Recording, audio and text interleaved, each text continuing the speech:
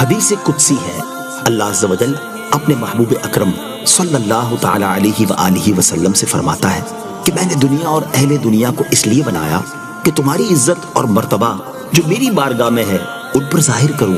اے محمد صلی اللہ تعالی علیہ وآلہ وسلم، اگر تم نہ ہوتے میں دنیا کو نہ بناتا۔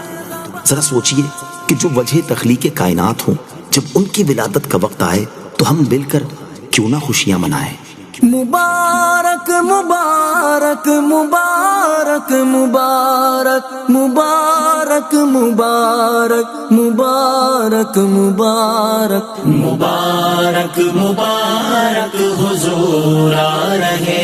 ہیں، مبارک مبارک حضور آ رہے ہیں، مبارک مبارک حضور آ رہے ہیں، مبارک مبارک حضور